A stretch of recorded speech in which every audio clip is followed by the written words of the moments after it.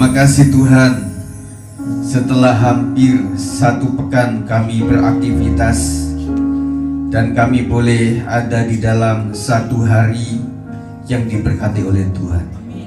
Ajarkan kami tetap mengimani bahwa lebih baik 1 hari di rumah Tuhan daripada 1000 hari di tempat lain.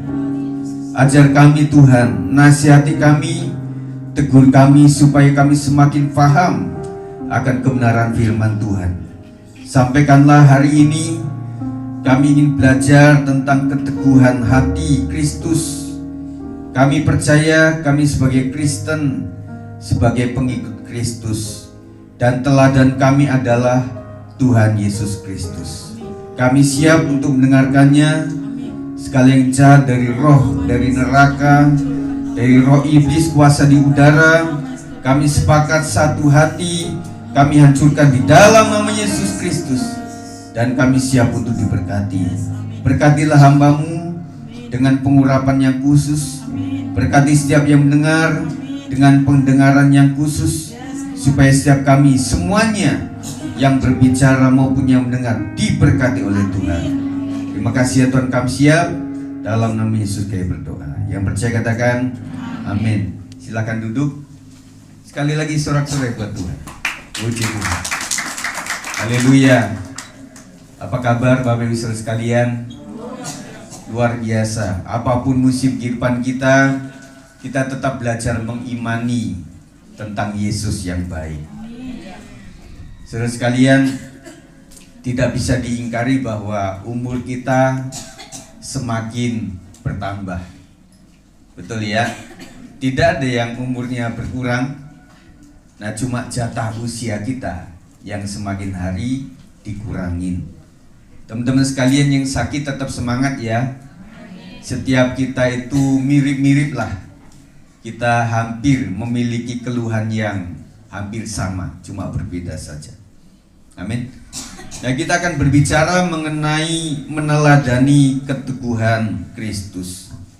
Saya tadi sudah berbicara bagaimana Kristen itu adalah pengikut Kristus, dan teladan kita adalah Tuhan Yesus Kristus.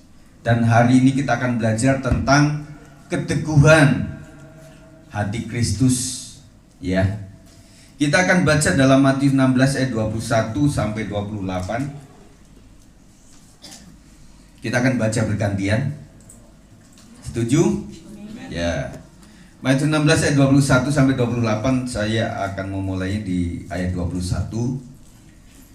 Sejak waktu itu Yesus mulai menyatakan kepada murid-muridnya bahwa ia harus pergi ke Yerusalem dan menanggung banyak penderitaan dari pihak tua-tua, imam-imam kepala dan ahli-ahli Taurat, lalu dibunuh dan dibangkitkan pada hari ketiga. Tetapi Petrus menarik Yesus ke samping dan menegur dia. Katanya, Tuhan, kiranya Allah menjauhkan hal itu sekali-kali takkan menimpa engkau. Ya, nanti lebih semangat ibu-ibu, bapak-bapak, saudara-saudara. Maka Yesus berpaling dan berkata kepada Petrus, "Enyahlah iblis, engkau suatu batu sandungan bagiku, sebab engkau bukan memikirkan apa yang dipikirkan Allah, melainkan apa yang dipikirkan manusia." Lalu Yesus berkata kepada murid-muridnya, "Setiap orang yang mau mengikut aku, ia harus menyangkal dirinya, menjadi salibnya dan mengikut aku." Memikul salibnya dan mengikut aku. Nah gitu saudara ya. Karena semangat jadi salah saudara.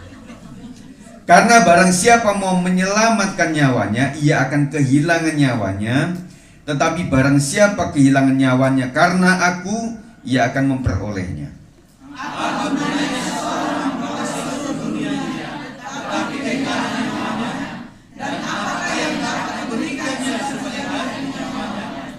Sebab anak manusia akan datang dalam kemuliaan Bapanya diiringi malaikat-malaikatnya.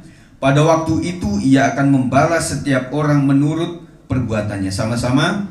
Aku berkata kepadamu, sesungguhnya di antara orang yang hadir di sini ada yang tidak akan mati sebelum mereka melihat Anak Manusia datang sebagai raja dalam kerajaannya. Ayat 28 itu menjadi perdebatan yang cukup panjang di antara para teolog, saudara sekalian. Ini maksudnya apa, saudara? Jadi sesungguhnya di antara orang yang hadir waktu itu, ada yang tidak akan mati sebelum mereka melihat Anak Manusia datang sebagai Raja dalam kerajaannya. Kemudian salah satu penafsir mengatakan bahwa sejak Yesus menunjukkan mujizatnya, itu sebenarnya kerajaan Allah sudah hadir. Ya. Makanya saudara sekalian, ketika engkau melihat Yesus melakukan mujizat, engkau sudah melihat kemuliaan Tuhan. Itu, saudara. Nah, sini mencatat tentang pemberitahuan Yesus soal penderitaan yang akan dialaminya setelah ada pengakuan murid-murid bahwa ia adalah Mesias. Ketika Yesus sudah mengaku bahwa dirinya adalah Mesias, maka terjadilah penolakan yang luar biasa. Konsep Mesias adalah seorang raja fisik yang luar biasa yang bisa menyelamatkan umat Israel daripada penindasan. Tetapi wujud nyatanya tidak seperti itu, saudara. Wujud nyatanya adalah Yesus yang seperti manusia biasa, anaknya Yusuf, seorang tukang kayu, dan menjadi penolakan dan perdebatan panjang. Bukan sibuk dengan kekuasaan, Sang Mesias justru mengajarkan tentang risiko yang harus dihadapi dalam kepemimpinan dan pelayanannya.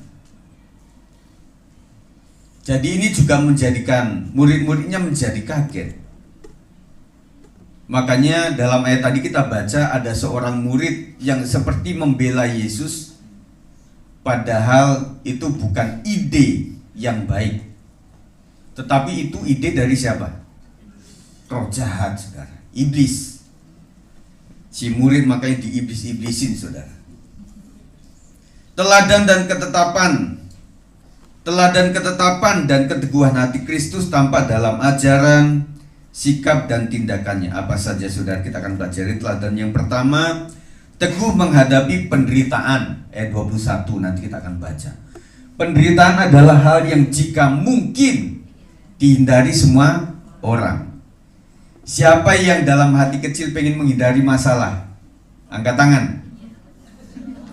Orang saya juga angkat tangan, masa saudara nggak ikut sih? Kepengennya sih terhindar dari masalah.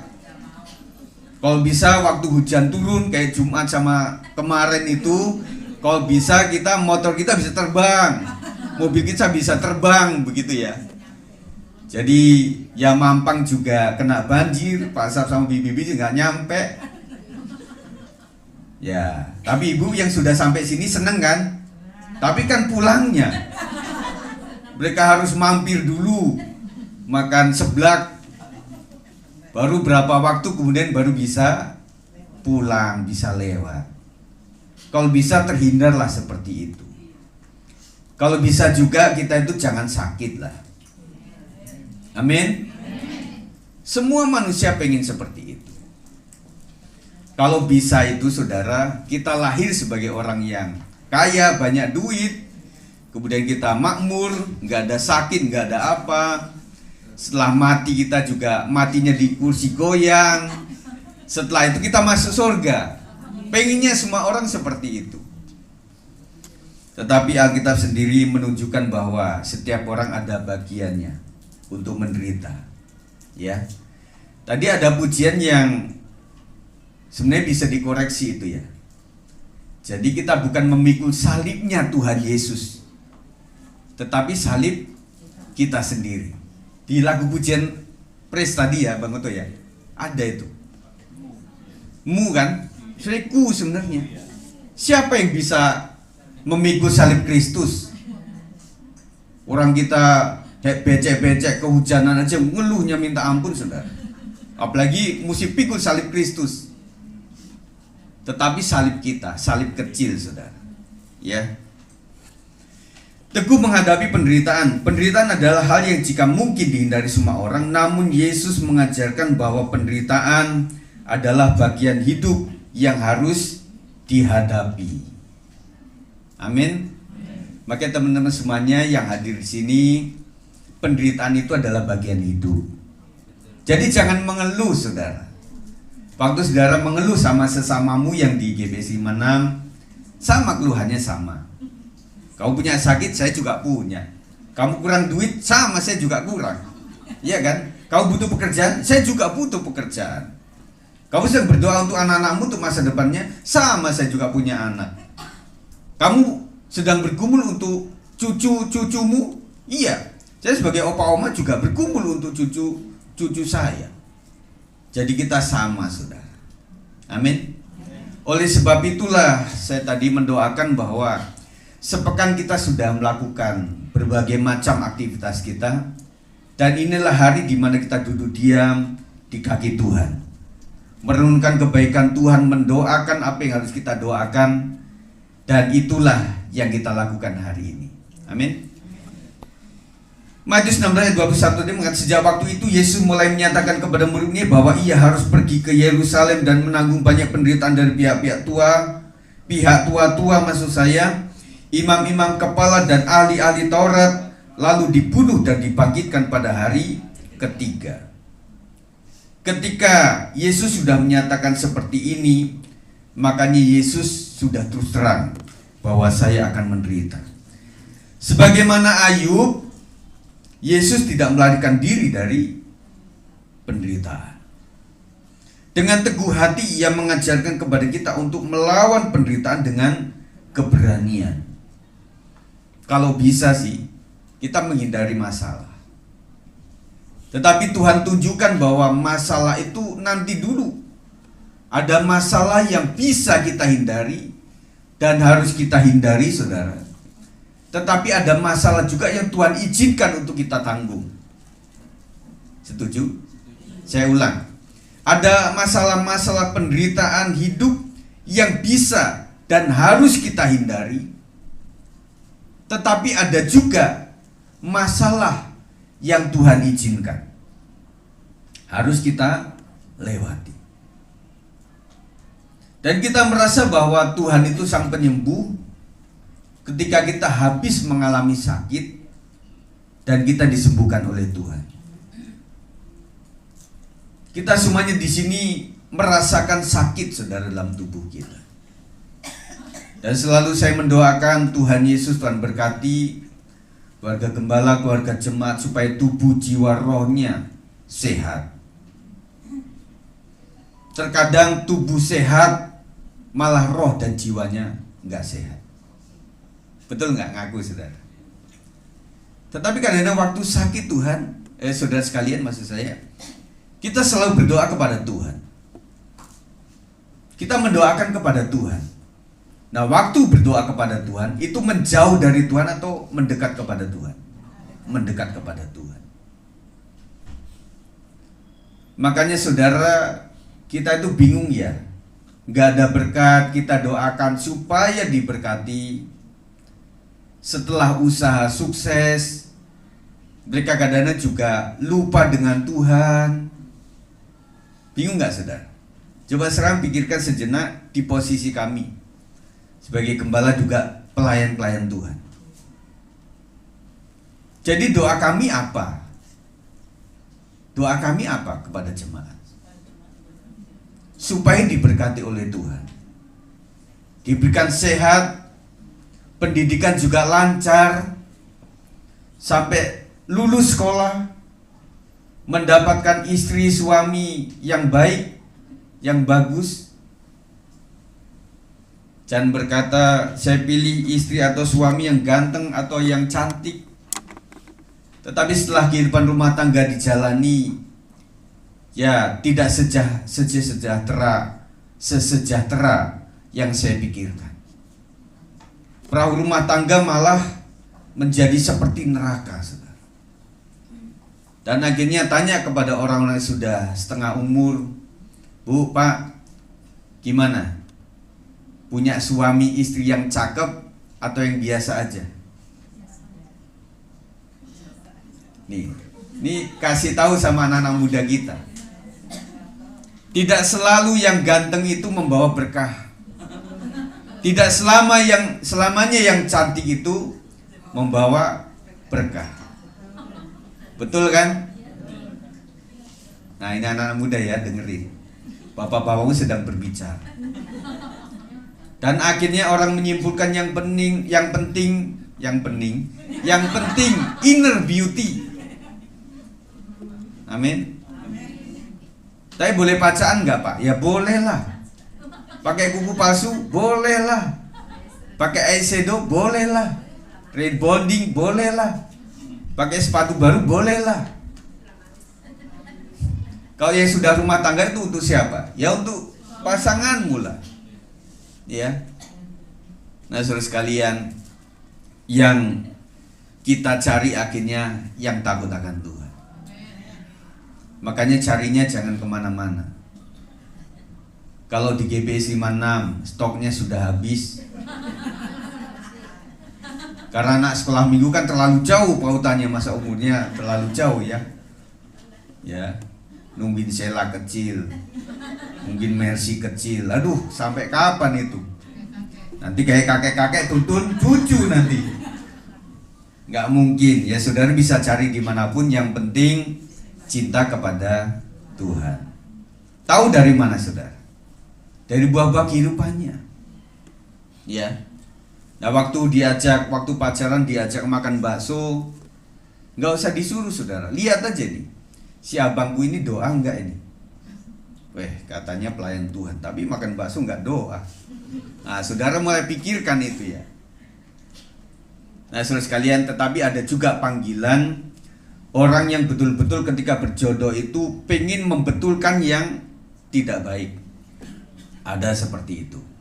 Di dalam bimbingannya akhirnya pacaran udah sebulan, akhirnya si abangnya itu mulai mau doa, mulai datang ibadah, mulai mau melayani. Nah, itu baik saudara. Tetapi kuncinya kita harus kuat dulu. Amin.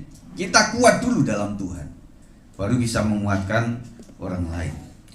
Dengan teguh hati ia mengajarkan kepada kita untuk melawan penderitaan dengan keberanian. Di tengah-tengah kebiasaan orang yang kecil hati lalu melarikan diri dari kenyataan. Ada saudara yang pengen lari dari kenyataan. Kadang kepikir saudara, aduh Tuhan, kalau bisa jangan beginilah hidupku ini. Saya pengen mimpi yang indah gitu loh.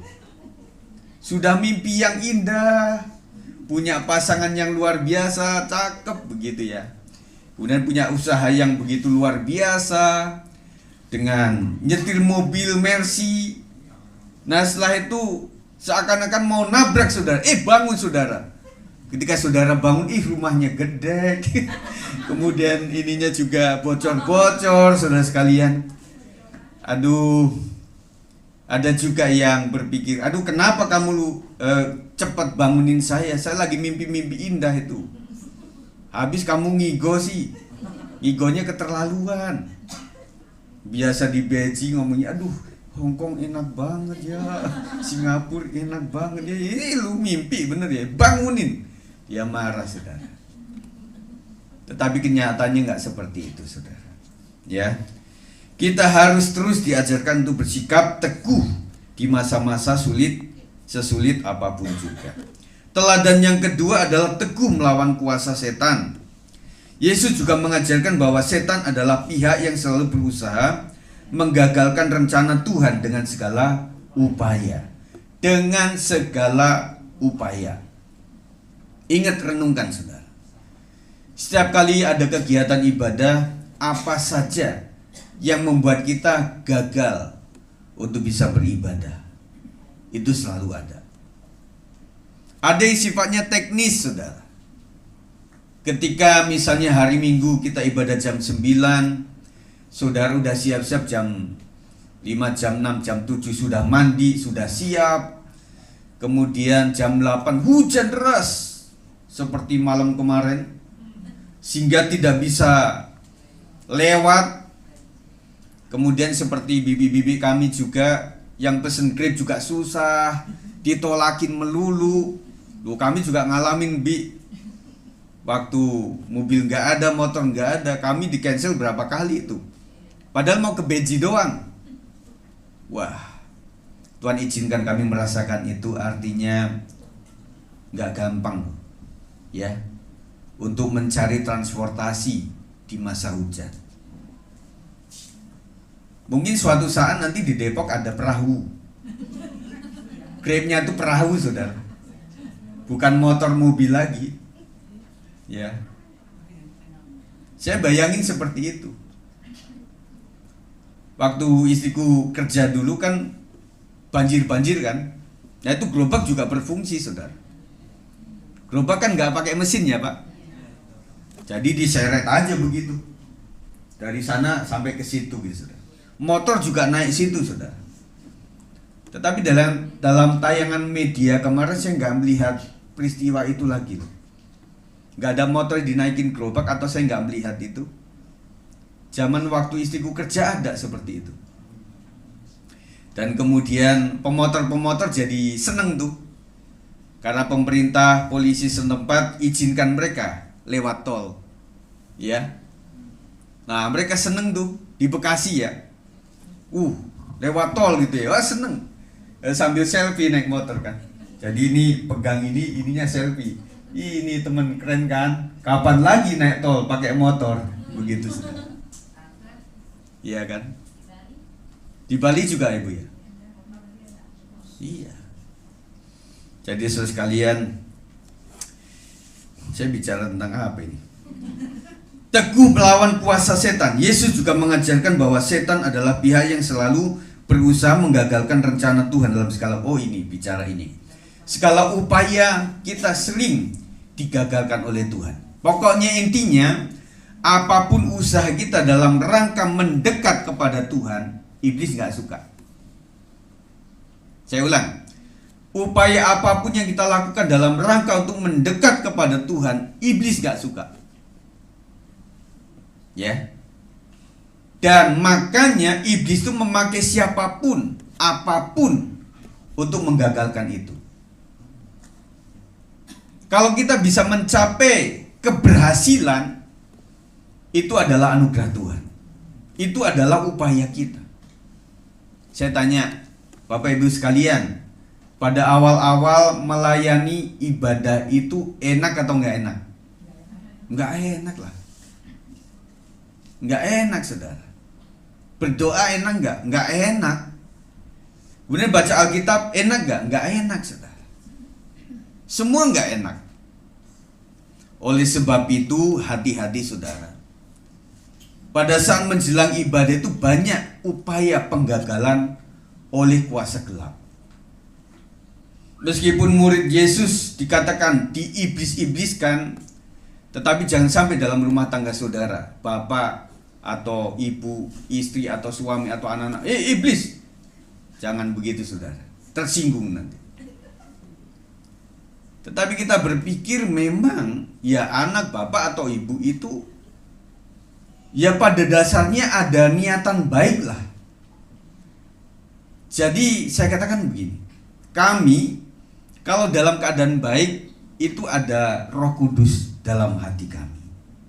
Tetapi kalau ada tidak baiknya, ya Roma 3 ayat 23 kan berkata, semua orang telah berbuat dosa dan kehilangan kemuliaan Allah. Memang ada upaya seperti itu. Iblis bisa pakai apapun dan siapapun. Ya. Nah, sekarang rumah tangga yang sering terjadi untuk penggagalan itu ibadah itu apa? Suami bilang istri, istri bilang suami, anak-anak bilang orang tua bilang anak-anak, anak-anak bilang sendal. Ayo apa saudara? Dan kita harus berfokus kepada bahwa ini tidak sekedar dianya yang susah bangun, tetapi ada roh yang mendalangi dia. Jadi yang ditengking bukan orangnya, tetapi roh yang ada di dalam orang tersebut. Saya ingatkan, Yesus itu sangat mencintai orang yang berdosa. tetapi benci kepada dosanya. Kita sayang kepada seluruh keluarga kita, tetapi kita jengkel kepada sifat karakternya yang masih ada dalam karakter sifat di dalam dosa, manusia lama. Makanya kepada Nikodemus Tuhan Yesus bilang, kau harus lahir kembali. Nikodemus ini sudah opa-opa, saudara. Makanya dia bilang, mana mungkin saya kembali ke rahim ibuku. Tetapi Tuhan bilang, segede, seusia, setua apapun, orang harus dilahirkan kembali supaya memiliki pikiran Kristus. Ayat 23 mengatakan, maka Yesus berpaling dan berkata kepada Petrus, nyahlah iblis, kau suatu batu sandungan bagiku, sebab engkau bukan memikirkan apa yang dipikirkan Allah, melainkan apa yang dipikirkan manusia. Kita harus fokus kepada apa yang diingini oleh Allah kita. Kalau keinginan kita banyak, saudara, ya, coba saya tanya misalnya di list, mulai dari istriku sampai nanti Bang Uto sampai kepada yang belakang sendiri. Di list keinginanmu apa? Waduh, saya pengen kuliah di Hong Kong, saya pengen kerja di Thailand, saya pengen, wah, macam-macam, saudara. Itu akan banyak sekali. Tetapi yang kita pikirkan adalah dalam pikiranku yang berkembang dengan liar, yang terbaik dari Tuhan itu seperti apa? Ya, anak-anak nanti kita tanya di keluarga kita, tentunya keinginan mereka muluk-muluk, saudara. Dan pesankan jangan lupa, anakku, kau bisa bercita-cita setinggi langit, tetapi taruh rencanamu kepada Tuhan. Yang terbaik seperti apa? Kok bisa list itulah, mulai dari Tono, Tony, Edward, siapa gitu ya, boleh kau doakan semua itu. Tetapi bilang kepada Tuhan, Tuhan, dari orang-orang yang terbaik ini mana? Dari orang-orang yang baik ini maksud saya, mana yang terbaik di mata Tuhan? Tapi daging kita bicara, jangan Tono dah, bukan Pak Hartono maksudnya. Bukan Tony lah, bukan itulah. Kita sebutkan kelemahannya seperti apa. Dan sinetron Indonesia itu banyak menceritakan ini, saudara. Didatengin orang, waduh, tampangnya nggak sesuai keinginan gitu ya. Akhirnya dia tolak, dia pilih yang ganteng, yang cakep, kemudian yang punya harta benda yang luar biasa. Dan dilalah memang anak tersebut, cowok tersebut misalnya bawa mobil, yang satu bawa motor, yang satu bawa sepeda, yang satu naik beca. Wah, yang naik mobil ini yang paling the best. Tetapi nggak taunya saudara sekalian, setelah sudah dipilih, setelah menikah, dia bilang, mobilmu kemana kok nggak dibawa lagi? Nggak taunya dia adalah seorang sopir.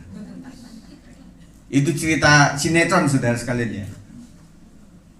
Mungkin kenyataan nggak tahu, karena sinetron itu kadang-kadang juga dibuat dari kisah yang nyata itu, saudara. Nah, tetapi orang yang ditolak-tolak tadi baru bicara kenapa saya naik sepeda. Karena waktu itu memang saya menabung. Jadi saya pengen supaya kuliah ini tidak menggunakan uang keluarga, tidak menggunakan orang tua punya penghasilan. Makanya saya apa adanya seperti itu. Tetapi ketika dia sudah selesai kuliah, makanya tabungan itu bisa diapa-apakan, bisa diinvestasikan, dibuat usaha, dan akhirnya berhasil.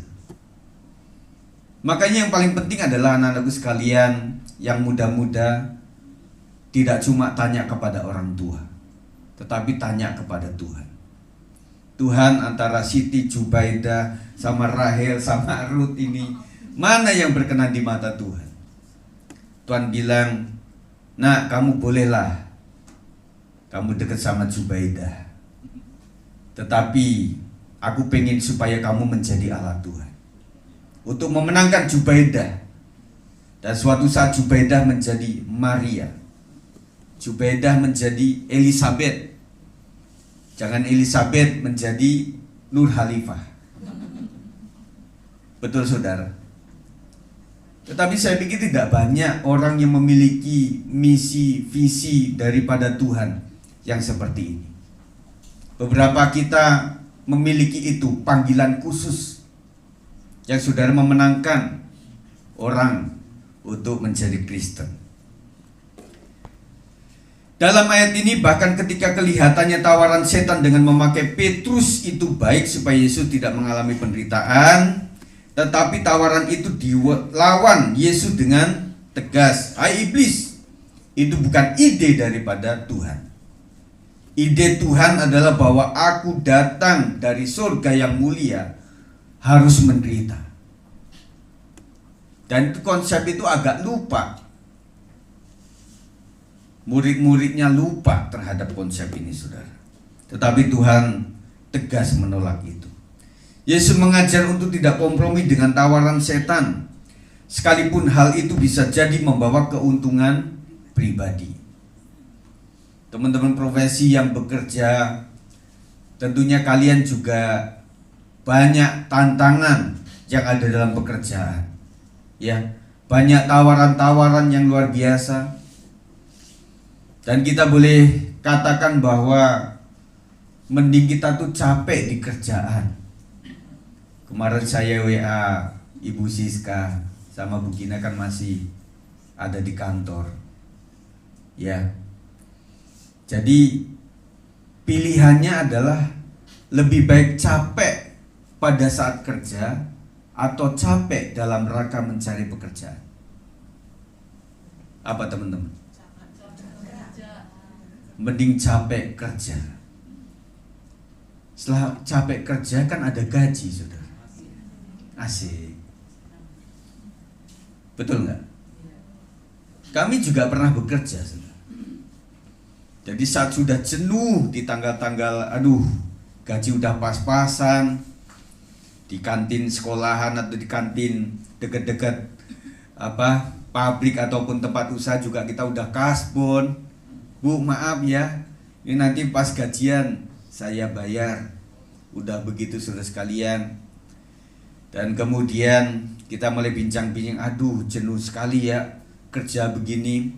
Pengen menghindari daripada tugas-tugas seperti itu. Anak-anakku yang pendidikan juga begitu. Kalau bisa itu menghindari namanya ujian. Kalau bisa tidak ada PS, nggak ada PR, nggak ada UN, begitu ya. Kalau bisa itu pokoknya sekolah datang belajar pulang, nggak ada tugas, nggak ada sama sekali. Pada tahunnya langsung naik kelas, langsung lulus. Tetapi hidup memang harus berjuang. Suatu saat saya membaca di sebuah medsos itu, teman-teman sekalian, mari tetap berjuang dalam hidup karena kita sudah kadung lahir. Wih, keren juga ini. Kita sudah kadung lahir, saudara. Kita sudah kadung gede. Kita sudah kadung punya suami atau istri ya seperti ini. Nikmati sajalah. Amin, ibu-ibu, bapak-bapak. Nikmati sajalah. Makanya pada saat masih hidup itu harus dicintai, dihargai. Kemarin saya ngobrol dengan Pak Purba, seorang pendeta yang istrinya itu sudah meninggal beberapa waktu yang lalu. Dia pesan kepada kami, Pak, yang saya paling ingat dari istriku itu adalah bukan yang baiknya, Pak, omelannya, Pak. Ya, omelannya yang paling diingat, dikangenin. Itu Pak yang saya paling ingat itu, Pak. Salah satunya begini, waktu saya gajian itu kan Ya sebagai suami kadang-kadang kan mesti ambil dulu ya sebagian daripada gajinya. Tapi kan ada slipnya kalau model-model formal begitu saudara. Akhirnya istrinya nih, ini bener nih semua segini. Gitu ya. Nah itu yang paling dia ingat. Aduh Pak, saya menderita Pak. Terus gimana Bapak? Mau cari jodoh lain gimana? Wah gak gampang Pak. Yang pertama usia. Yang kedua, kalau saya cari jodoh itu bukan untuk kayak anak-anak muda itu, buat temen aja lah, buat temen ngobrol. Itu juga nggak gampang. Ada ibu-ibu yang mau? Nanti saya kenalin sama sama Pak Daniel Purba.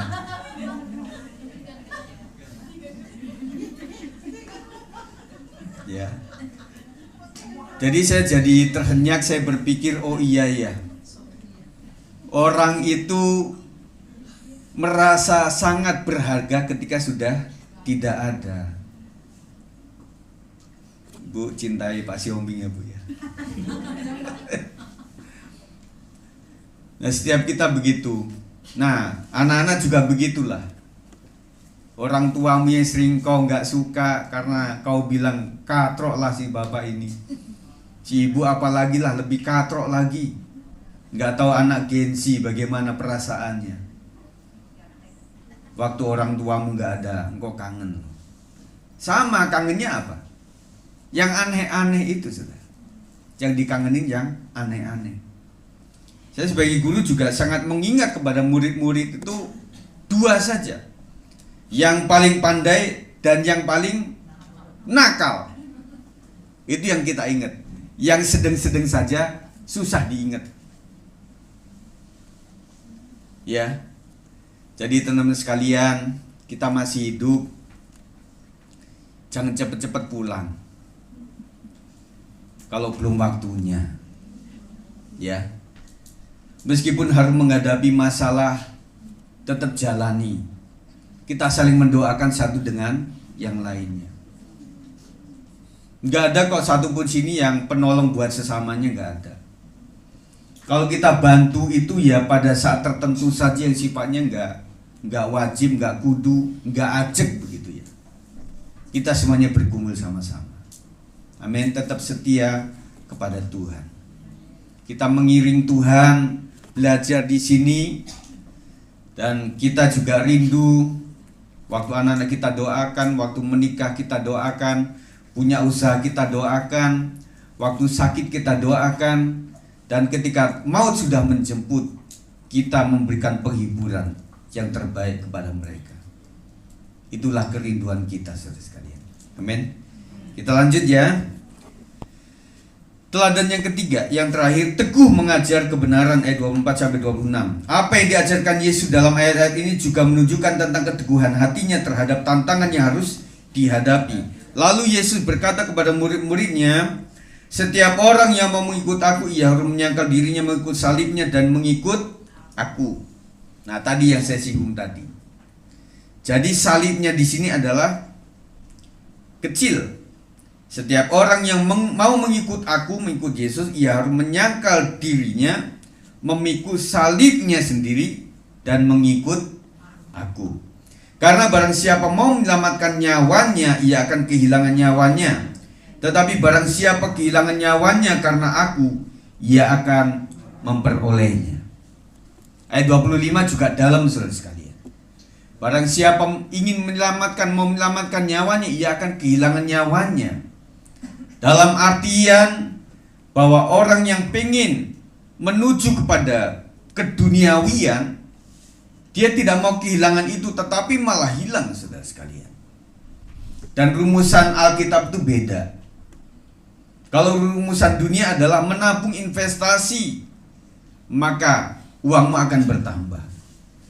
Tetapi hukum Alkitab itu mengatakan bahwa barang siapa banyak memberi, akan banyak diberi. Dan saya melihat sekali dari kecil bagaimana orang-orang dipelihara oleh Tuhan karena dia menginvestasikan seluruh hidupnya untuk melayani pekerjaan Tuhan. Kami hidup saudara sekalian waktu kecil itu di daerah sebelum bencana daerah Lampung itu yang masih daerah transmigrasi yang sangat menderita lah waktu itu. Dan ditanya, kalau sekarang kemarin saya tanya telepon ke ibu itu, Bu, di sana sekarang sudah banyak kafe ya Bu? Nggak bisa dibilang kampung lagi di sini Kit. Oh gitu ya. Di mana-mana ada, semuanya ada. Kemudian saya tanya, waktu kecil saya kan suka bakmi aci singkong itu loh. Itu masih ada. Sekarang malah dari Unila, Universitas Lampung itu mereka malah mengambil itu sebagai UMKM. Sekarang lebih dahsyat lagi. Kami dulu saudara sekalian sangat menderita lah. Artinya jemaat kami juga ya makanya oyek, gaplek, gatot, yang namanya makanan-makanan semuanya dari singkong. Singkong itu makanan ajaib saudara. Ya, mulai dari daunnya sampai kepada pohonnya, sampai kepada singkongnya kepake semua, sampai kulitnya juga kepake saudara. Itu singkong. Makanya mari kita tanam singkong sama-sama saudara. Makanya seperti itu. Dan kemudian waktu persembahan itu awalnya kami memang gak ada uang saudara. Jadi orang kasih pisang, kasih singkong, kemudian kasih gabah itu yang diikat itu di depan mimbar tuh penuh saudara. Ada yang memang gabah yang terbuka, ada yang sifatnya karung saudara. Itulah persembahan mereka. Dan kami terus mendoakan keluarga-keluarga yang sangat minim saudara. Dan juga nggak ada rumah tembok tuh nggak ada. Jadi rumahnya gedek saudara. Suatu saat tetangga kami kebakaran tuh nggak sampai 5 menit, cepet sekali. Karena kan alang-alang, kemudian gedek, selesai itu. Dan gak ada belabir waktu itu. Dan saya melihat itu ada ayam yang dikurung di situ. Ya udah jadi sate sekalian. Itu waktu itu saudara. Tetapi kami lihat orang-orang yang takut kepada Tuhan, yang rela memberikan kepada Tuhan, anak cucu dan menantunya dipelihara sampai sekarang. Dan mereka ada di sekitar kita kok, ada di sini. Cuma saya jarang ketemu sama mereka. Karena mereka kebanyakan melayani saudara. Ada yang di daerah Cinere mereka melayani, ada yang di daerah Pitara situ juga ada dalam sebuah wadah pelayanan. Dan juga yang di tempat-tempat lain itu mereka melayani Tuhan luar biasa. Ya. Dan doakan ayah kami kemarin itu setelah doa berkat kan ada tingkat begini ya. Pak Sab udah tahu tuh kan. Mimbarnya ada. Nah ternyata dia pikir ini udah terakhir. Ternyata belum, masih kedua. Dia udah jatuh begitu. Akhirnya mesti disuntik sampai 4 suntikan di situ saudara sekalian. Saya bilang kepada adik, ya bapak sudah tua, tolong supaya dipapa itu loh. Nggak mau Mas Sigit. Si bapak itu nggak mau dibilang jompo.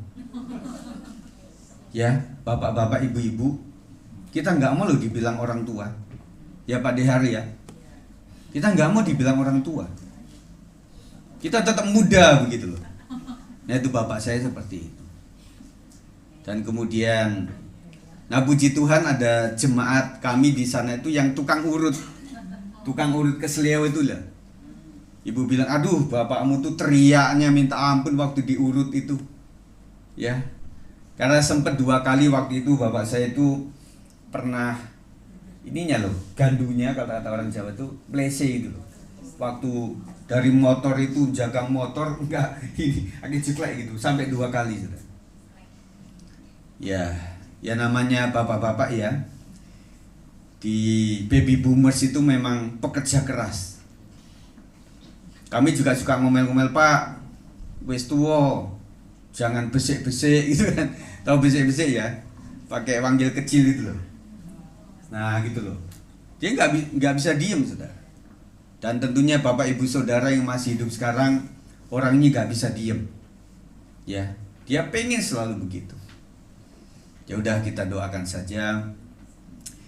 Dan di balik itu semuanya juga ada mujizat kata ibu itu, yang seharusnya suntikan itu juga yang mahal. Ya puji Tuhan di Pulung Kencana sekarang ada rumah sakit yang baik, dokter-dokter yang baik juga, dan Bapak Ibu juga cukup dikenal. Kami jemaat juga ada seorang polisi juga yang di situ, jadi ya banyak membantu. Bahkan kemarin Ibu cerita juga di sana itu ada sekolah yang besar sekali, sekolah Katolik yang ada di dekat kami itu. Wah, udah rame ya. Iya. Dan bahkan Samsat dulu ya, kalau kita ngurus apa-apa itu di Kota Bumi, saudara. Pak Sab tahu ya, Bang Oto apalagi tahu. Kota Bumi sampai ke kami itu berapa kilo itu. Nah, ngurusnya mesti seperti itu. Nah, sekarang sudah ada Samsat di dekat Pasar Pulung Kencana itu sudah ada. Nah, saya melihat bahwa Tuhan itu memberikan khusus loh kepada orang yang setia kepada Tuhan. Ya, amin. Apa gunanya seorang memperoleh seluruh dunia tetapi kehilangan nyawanya? Dan apakah yang dapat diberikannya sebagai ganti nyawanya? Yesus tidak mengubah ajarannya menjadi lebih rendah dalam standar kebenarannya, tetapi tetap menekankan harga yang harus dibayar sebagai pengikutnya. Kebenaran yang diajarkannya adalah menyangkal diri, memikul salib, mengikut Yesus. Yesuslah yang paling mulia dibanding yang lainnya. Mari para pemain musik. Sebagai kesimpulan saudara sekalian, mari jadilah teguh seperti Kristus dalam hal menghadapi penderitaan. Semua kita pasti, meskipun tidak wajib dan tidak harus, tetapi pasti menderita, saudara. Kemudian dia tetap teguh melawan kuasa setan. Mari tetap saudara sekalian gunakan dalam nama Yesus oleh kuasa darah Yesus. Meskipun orang bentuknya, meskipun situasi bentuknya tidak, di belakang semuanya adalah dalamnya roh jahat. Dan patut kalau kita boleh menengking di dalam nama Yesus. Kemudian jadilah teguh seperti Kristus dalam hal mengajarkan kebenaran. Terus kita gaungkan saudara sekalian untuk anak cucu dan menantu kita tentang sebuah kebenaran ini. Kita jangan sampai bosan untuk memperkatakan kebenaran firman Tuhan. Dan namanya kebenaran itu banyak penolakan di mana-mana sejak dulu, saudara. Tetapi ketika kita setia memperdengarkan itu, suatu saat firman Tuhan berkata, firman yang keluar dari mulut tidak akan pernah kembali dengan sia-sia. Tetap menyatakan kebenaran itu, saudara sekalian. Dengan itulah kita akan menjadi murid-murid Kristus yang sejati.